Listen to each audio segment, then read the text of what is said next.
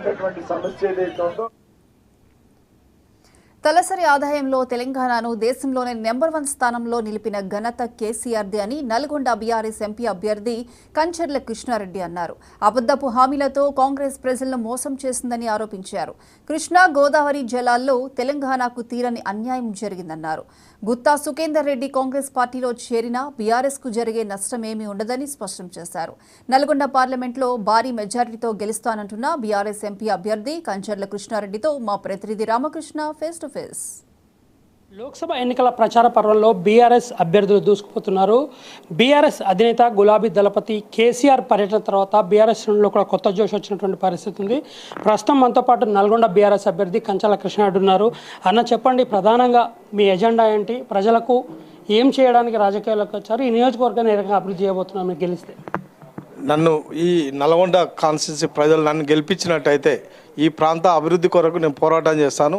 ముఖ్యంగా ఈ ప్రాంతంలో 70 నుంచి 80% మంది రైతు కుటుంబాలు ఉంటాయి కనుక వాళ్ళ అభివృద్ధి కొరకు వాళ్లకు స్వామినాథన్ కమిషన్ ప్రకారం గిట్టుబాటు ధర వచ్చే విధంగా పోరాటం చేస్తాను.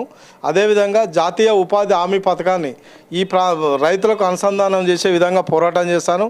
అదేవిధంగా ఇక్కడ నిరుద్యోగులకు సంబంధించి పరిశ్రమలు రావడానికి నేను పోరాటం చేస్తానని చెప్పి మాటిస్తున్నాను.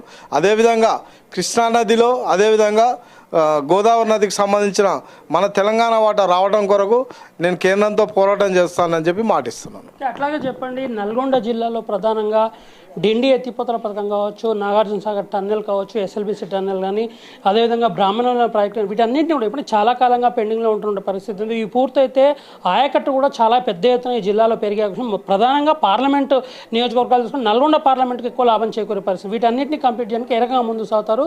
రైతులతో ఏ రకంగా మమేకం కాబోతున్నారు? డిండి ఎత్తిపోతలు కానీ అదే నక్కలగండి కానీ అదేవిధంగా మన బ్రాహ్మణ వెళ్ళాముల ప్రాజెక్టు గురించి కానీ నేను పూర్తిగా పోరాటం చేసి వాటిని సాధించే విధంగా, ఎందుకంటే ఇవన్నీ రైతులకు సంబంధించిన అంశాలు కనుక నేను పోరాటం చేస్తానని చెప్పి మాటిస్తున్నాను. అట్లాగే చెప్పండి, నల్గొండ పార్లమెంట్ నియోజకవర్గం సంబంధించి మనం చూసుకున్నట్లయితే జగదీష్ రెడ్డి గారు మినహా మిగతా కూడా ఎక్కడ మీకు ఎమ్మెల్యే లేని పరిస్థితి ఉంది. ఉన్న గతంలో అంటే మన అసెంబ్లీ ఎన్నికల్లో పోటీ చేసిన అభ్యర్థులు కావచ్చు, ఇదేవిధంగా మీ పార్టీ క్యాడర్ కావచ్చు, ప్రస్తుతం మీ ప్రచార పరంలో ఏ రకంగా సహకరిస్తున్నారు? వీరిని ఎలా సమన్వయం చేసుకుంటూ మీ విజయానికి బాటలు వేసుకుంటారు? మాకు ఇక్కడ 7 కాన్స్టిట్యున్సీలలో ఒక్క కాన్స్టిట్యున్సీలో ఎమ్మెల్యే గారు ఉన్నారు, మిగతా 6 కాన్స్టిట్యున్సీలు లేరు. అయినా మా బలగం అంతా కేసీఆర్. మా పార్టీ క్యాడర్, మా పార్టీ మీద ఉన్న అభిమానంతో పనిచేసే అభిమానులు కొన్ని లక్షల మంది ఉద్యమకారులు ఉన్నారు కనుక తప్పకుండా నా కొరకు పోరాటం చేసి కష్టపడి గెలిపిస్తారని చెప్పి నేను భావిస్తున్నాను. ఓకే, మీకు ప్రధానంగా ఇటు కాంగ్రెస్ పార్టీ కావచ్చు, అటు బీజేపీ కావచ్చు, ఈ 2 పార్టీలు ఎవరితో ప్రధానమైన పోటీ ఉంటుంది? వాళ్ళ ఎజెండాకు మీ ఎజెండాకు ప్రజలు మిమ్మల్ని ఎందుకు గెలిపించాలనేది మీరు చెప్పబోతున్నారు? తప్పకుండా మీరు అడిగిన ప్రశ్న కరెక్టే. మాకు ప్రధానంగా పోటీ ఉండేది కాంగ్రెస్ పార్టీతోటే అని చెప్పి నేను భావిస్తున్నాను. ముఖ్యంగా మా ఎజెండా ఏంటంటే గత 9.5 సంవత్సరాలు ఒక రైతు బిడ్డ ముఖ్యమంత్రి అయితే ఏం జరుగుతుందో, ఏం లాభం జరుగుతుందో పూర్తిగా చూపించడం జరిగింది. అదేవిధంగా ఈ రాష్ట్రాన్ని, తెలంగాణ రాష్ట్రాన్ని మన దేశంలోనే మొదటి రాష్ట్రంగా తలసరి ఆదాయంలో చూపించడం జరిగింది. అదేవిధంగా వరి పంటలో ఈ రాష్ట్రాన్ని భారతదేశంలో 3 కోట్ల టన్నుల పంట పండించి ఈ దేశంలో మొదటి స్థానంలో ఉంచడం జరిగింది. అదేవిధంగా ఐటీ రంగంలో దాదాపు 2,40,000 కోట్ల రూపాయల ఐటీ ఎగుమతులను చేసి ఈ దేశంలో మొదటి స్థానంలో ఉంచడం జరిగింది. అదేవిధంగా ఫార్మాస్యూటికల్ రంగంలో కూడా అత్యధిక ఎగుమతులు చేసే రాష్ట్రంగా తీర్చిదిద్దడం జరిగింది. కనుక అదేవిధంగా గత 125 రోజుల పరిపాలనలో కాంగ్రెస్ ప్రభుత్వం ఇచ్చిన హామీలను అటకెక్కించి మోసం చేసి ఓట్లు తీసుకొని ఏం చేయలేదు కనుక, అదేవిధంగా రైతులకు 15,000 పెట్టుబడి సాయం ఇస్తున్నారు, ఇవ్వలేదు. అదేవిధంగా కౌలు రైతులకు 15,000 ఇస్తామని చెప్పి ఇవ్వలేదు. అదేవిధంగా రైతు కూలీలకు 12,000 ఇస్తామని చెప్పి అది ఇవ్వలేదు.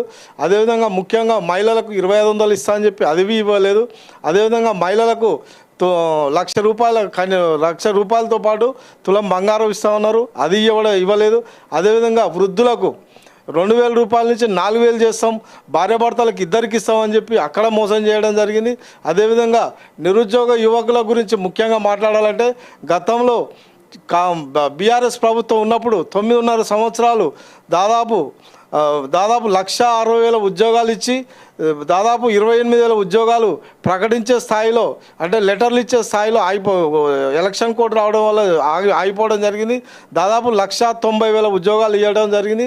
అంతకుముందు కాంగ్రెస్ ప్రభుత్వం 10 సంవత్సరాలు చేసినప్పుడు ఉమ్మడి ఆంధ్రప్రదేశ్కు 24,000 ఉద్యోగాలు ఇవ్వడం జరిగింది. అందులో తెలంగాణకు ఓన్లీ 10,300 ఉద్యోగాలే ఇవ్వడం జరిగింది.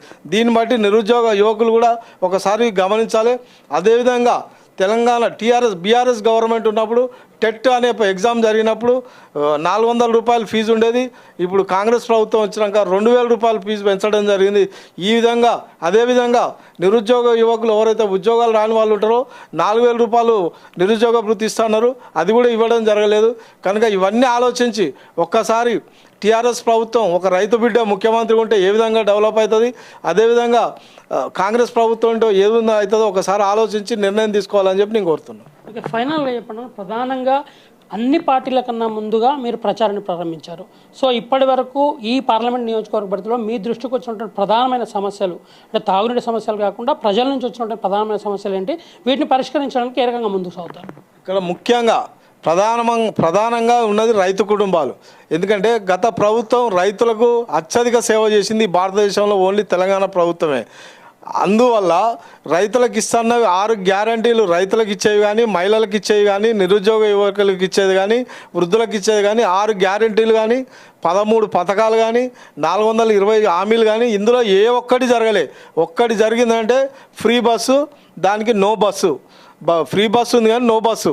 కనుక దానివల్ల మహిళలు ఇబ్బంది పడడమే తప్పించి వాళ్ళు చేసింది ఏం లేదు ఈ దాదాపు 4 నెలల కాలంలో. కనుక ప్రజలు గమనించారు.